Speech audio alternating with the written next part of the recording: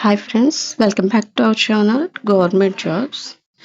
ఆంధ్రప్రదేశ్లోని జోన్ 2 పరిధిలో staff నర్సులకి notification అయితే ఇచ్చారు. దానికి సంబంధించి అప్లికేషన్స్ పెట్టారు. ప్రొవిజనల్ మెరిట్ లిస్టు, తర్వాత గ్రీవెన్సెస్ తీసుకున్నారు. వాటిని రెక్టిఫై చేసి కూడా ఫైనల్ లిస్ట్ పెట్టారు.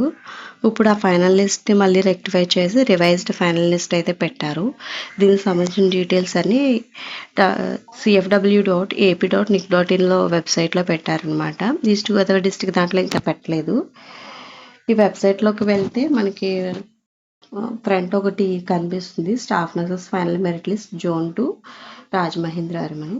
దాన్ని క్లిక్ చేస్తే మనకి నోటిఫికేషన్ అయితే దీనికి సంబంధించిన రిలీజ్ కనిపిస్తుంది. మేము ఆల్రెడీ అప్లికేషన్స్ అవి తీసుకున్నాము, దాన్ని రెక్టిఫై చేసి ఫైనల్ లిస్ట్ అయితే పెడుతున్నామని ఇచ్చారు.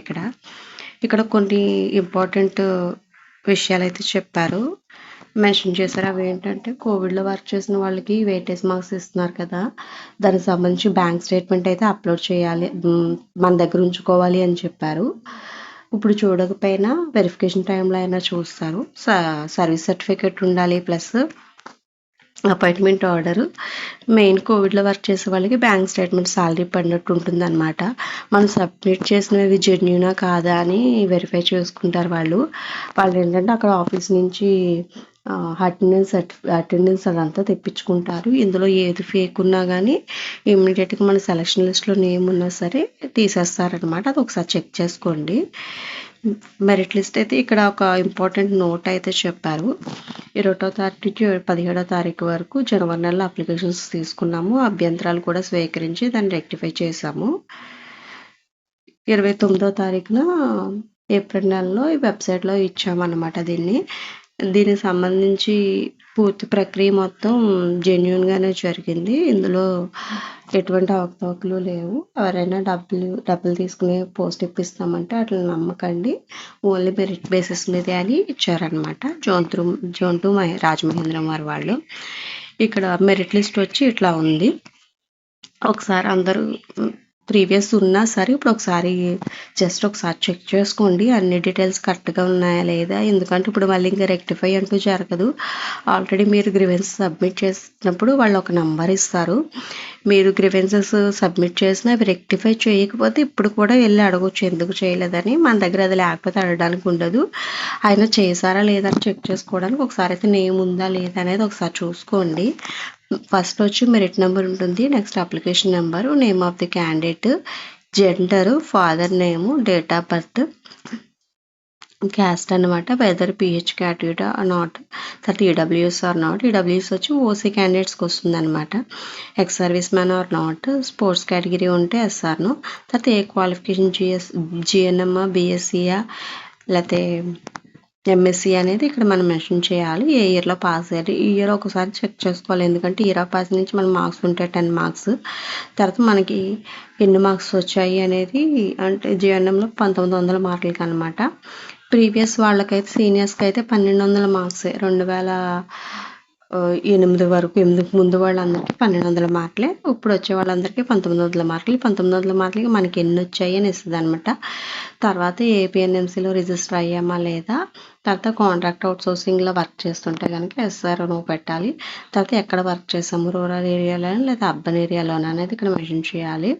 ఎందుకంటే వెయిటేజ్ మార్క్స్ రూరల్ ఏరియాని బట్టి కూడా వేరియేషన్ ఉందన్నమాట. మార్క్స్ ఎక్కడ వర్క్ చేసామనేది మనం ఆల్రెడీ మెన్షన్ చేసి ఉంటాం కదా, ఇందులో చూపిస్తున్నాడు. ఇది కరెక్ట్గా డేట్స్ అవి కరెక్ట్గా ఉన్నాయా లేదా చూసుకోవాలి. Local are non local. Weightage marks మనకి 100% క్యాల్కులేట్ చేసుకుంటాం కదా, మనకి వచ్చిన పర్సంటేజ్ని వాడు 75కే తీసుకుంటాడు. నెక్స్ట్ వచ్చి ఇయర్ ఆఫ్ పాస్ నుంచి 10 మార్క్స్ అనమాట. తర్వాత వెయిటేజ్ మార్క్స్ 15 మార్క్స్. ఇవి ఎలా అంటే ఆల్రెడీ ప్రీవియస్ వీడియోలో చెప్పాను నేను. నాన్ కోవిడ్లో వర్క్ చేసే వాళ్ళకి అర్బన్ ఏరియాలో అయితే 6 మంత్స్కి 1 మార్క్, రూరల్ ఏరియా అయితే 6 మంత్స్కి 2 మార్క్స్, అదే ట్రైబల్ ఏరియా అయితే 6 మంత్స్ 2.5 మార్క్స్ ఉంటాయి అన్నమాట. మనం 3 మంత్స్ 4 మంత్స్ 5 మంత్స్ చేసి వదిలేస్తే దానికైతే మార్క్స్ అయితే ఇవ్వడు. అదే నాన్ కోవిడ్లో వర్క్ చేసే వాళ్ళకైతే ఏరియాతో సంబంధం ఉండదు. 6 మంత్స్ వర్క్ చేస్తే 5 మార్క్స్, 12 మంత్ వర్క్ చేస్తే 10 మార్క్స్, 1.5 ఇయర్ వర్క్ చేస్తే 15 మార్క్స్. ఇందులో మళ్ళీ ఒకవేళ మనం ఒక 4 మంత్స్ 5 మంత్స్ అట్లా వర్క్ చేసినా మనం మార్క్స్ తీసుకోవచ్చు. 0.8 మార్క్స్ అయితే ఇస్తాడు పర్ మంత్కి వచ్చి. మెయిన్లీ కోవిడ్ వాళ్ళు అపాయింట్మెంట్ ఆర్డర్, సర్వీస్ సర్టిఫికేట్తో పాటు బ్యాంక్ స్టేట్మెంట్ అయితే కంపల్సరీ తీసుకోవాలి. అది మనం సెలెక్ట్ అయిపోయినా సరే మనం ఆ టైంలో ప్రొడ్యూస్ చేయలేకపోతే నేమ్ అయితే తీసేస్తారు. ఇందులో ఎటువంటి ఫేక్ సర్టిఫికేట్స్ పెట్టినా కానీ క్రిమినల్ కేసులు అయితే ఉంటాయి. అది కాకుండా మళ్ళీ ఒక 5 years వరకు మనకి ఇందులోని ఏ నోటిఫికేషన్ పెట్టుకోవడానికి ఉండదు, అప్లికేషన్ పెట్టుకోవడానికి ఉండదు. ఓవరాల్గా అయితే ఇది 384 పేజెస్ అయితే ఉంది. ఈ నెలలోనే అంటే ఇప్పుడు ఈ వారంలోనే ఫైనల్ లిస్ట్ అయితే పెట్టేయచ్చు. ఓవరాల్గా 8,709 అప్లికేషన్స్ అయితే వచ్చాయి. కిందది వచ్చి తెలంగాణ అప్లికేషన్, అది అసలు కన్సిడర్ చేయలేదు. ఇక్కడ కొన్ని